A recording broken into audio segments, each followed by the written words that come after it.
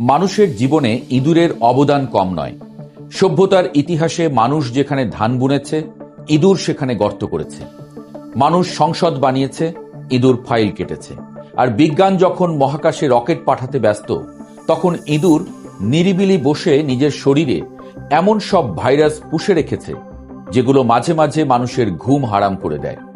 Hanta virus সেই জাতেরই এক দুষ্টু চরিত্র। তবে এই ভাইরাসের নাম শুনে এখনই চালডাল মজুদ করার দরকার নেই, কারণ বিশ্ব স্বাস্থ্য সংস্থা বারবার বলছে এটি কোভিড নয়, ইনফ্লুয়েঞ্জাও নয়। ঘটনার শুরু একটি বিলাসবহুল প্রমোত্তরি থেকে।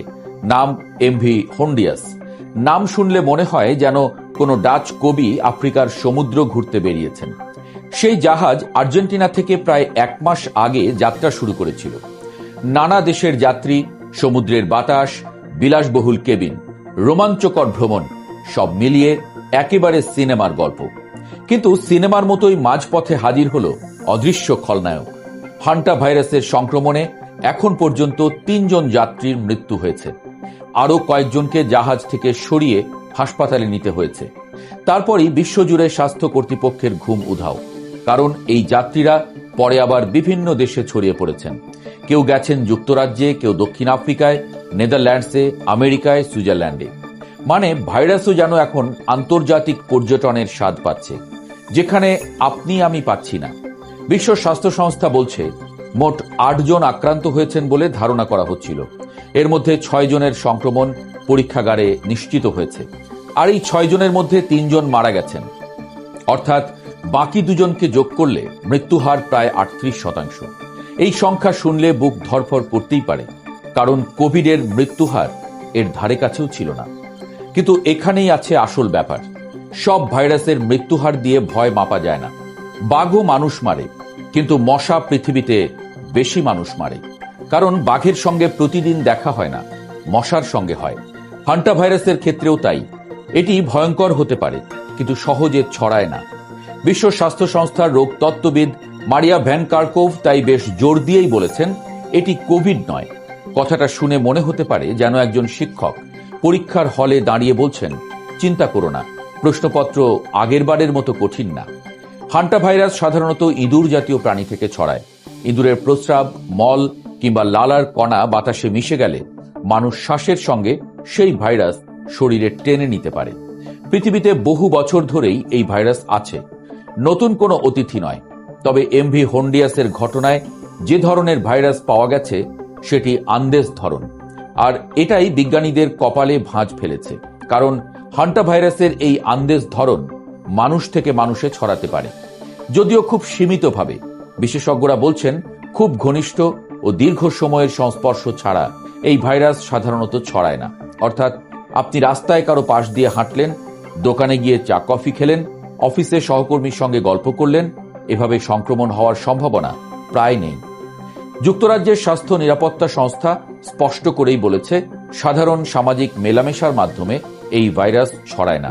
কিন্তু সমস্যা হলো প্রমোত্তরির জীবনটাই এমন, যেখানে মানুষ খুব কাছাকাছি থাকে। একই কেবিন, একই ডাইনিং হল, একই করিডোর, একই বাতাস। বিশেষজ্ঞদের ধারণা জাহাজটি যখন বন্যপ্রাণীর এলাকায় গিয়েছিল তখন কোনো যাত্রী হয়তো ভাইরাসের সংস্পর্শে এসেছিলেন। তারপর জাহাজের ভেতরে কিছু সংক্রমণ মানুষ থেকে মানুষে ছড়িয়েছে। অর্থাৎ ইঁদুর প্রথমে ম্যাচ জ্বালিয়েছে, পরে মানুষ নিজেরাই আগুনটা একটু বাড়িয়েছে। ঘটনার মধ্যে সবচেয়ে রহস্যময় অংশটি হল নেদারল্যান্ডসের এক নারীর মৃত্যু। তিনি তার স্বামীর সঙ্গে একই কেবিনে ছিলেন। তার স্বামী 11 এপ্রিল জাহাজেই মারা যান। পরে 24 এপ্রিল সেন্ট হেলেনা দ্বীপে পৌঁছে তিনি জাহাজ থেকে নেমে যান। তারপর তিনিও মারা যান। কিন্তু তার স্বামী আদৌ হান্টা ভাইরাসে আক্রান্ত ছিলেন কিনা সেটি নিশ্চিত নয়। এখন প্রশ্ন হচ্ছে, তাহলে কি নতুন মহামারী আসছে? উত্তর হচ্ছে সম্ভাবনা খুব কম, কারণ হান্টা ভাইরাসের সংক্রমণ পদ্ধতি কোভিডের মতো নয়।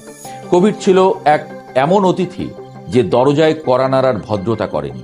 হাঁচি, কাশি, বাতাস সবকিছু দিয়েই ছড়িয়ে পড়েছে। কিন্তু হান্টা ভাইরাস অনেক বেশি সীমাবদ্ধ। খুব কাছের সংস্পর্শ ছাড়া এটি সাধারণত মানুষে মানুষে যায় না। তাই বিশ্ব স্বাস্থ্য সংস্থা বলছে বৈশ্বিক সংক্রমণের ঝুঁকি খুবই কম। তবু স্বাস্থ্য কর্তৃপক্ষ সতর্ক, কারণ ভাইরাসের ক্ষেত্রে অসম্ভব শব্দটা বিজ্ঞানীরা খুব কম ব্যবহার করেন। যুক্তরাজ্যে ফিরে আসা যাত্রীদের ৪৫ দিন স্বেচ্ছায় আইসোলেশনে থাকতে বলা হয়েছে। আমেরিকার জর্জিয়া ও অ্যারিজোনাতেও কিছু যাত্রীকে পর্যবেক্ষণে রাখা হয়েছে, যদিও এখন পর্যন্ত তাদের কারো মধ্যেই উপসর্গ দেখা যায়নি। হান্টা ভাইরাসের উপসর্গ আবার বেশ ধোঁকাবাজ ধরনের।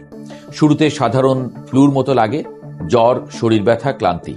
পরে শ্বাসকষ্ট, পেট ব্যথা, বমি, ডায়রিয়াও হতে পারে। অনেক সময় সংক্রমণের ২ থেকে ৪ সপ্তাহ পরে উপসর্গ দেখা দেয়। আবার কারো ক্ষেত্রে ১ মাসেরও বেশি সময় লাগে। মানে ভাইরাসটি এমন এক অতিথি যে বাড়িতে ঢুকে প্রথমে চুপচাপ বসে থাকে, পরে হঠাৎ হইচই শুরু করে। সবচেয়ে চিন্তার বিষয় হলো এই রোগের নির্দিষ্ট কোনো চিকিৎসা নেই। চিকিৎসা মূলত উপসর্গ ভিত্তিক। তবে দ্রুত হাসপাতালে নেওয়া গেলে বেঁচে থাকার সম্ভাবনা বাড়ে। অর্থাৎ যুদ্ধটা পুরোপুরি শরীরের প্রতিরোধ ক্ষমতা আর চিকিৎসকদের অভিজ্ঞতার উপর দাঁড়িয়ে। এমভি হন্দিয়াস এখন কেপ ভার্দের কাছ থেকে ক্যানারি দ্বীপপুঞ্জের দিকে যাচ্ছে। জাহাজটি পরিষ্কার করা হয়েছে, যাত্রীদের আইসোলেশনে রাখা হয়েছে। ভ্রমণ সংস্থা বলছে বর্তমানে জাহাজে থাকা কারো মধ্যে উপসর্গ নেই। কিন্তু ঘটনাটি বিশ্বকে আবারও মনে করিয়ে দিয়েছে, মানুষ যতই আধুনিক হোক, প্রকৃতির সঙ্গে যুদ্ধ করে পুরোপুরি নিশ্চিত হওয়া যায় না। কখনো বাদুড়, কখনো উট, কখনো মুরগি, কখনো ইঁদুর। তবে সাধারণ মানুষের আতঙ্কিত হওয়ার কারণ নেই।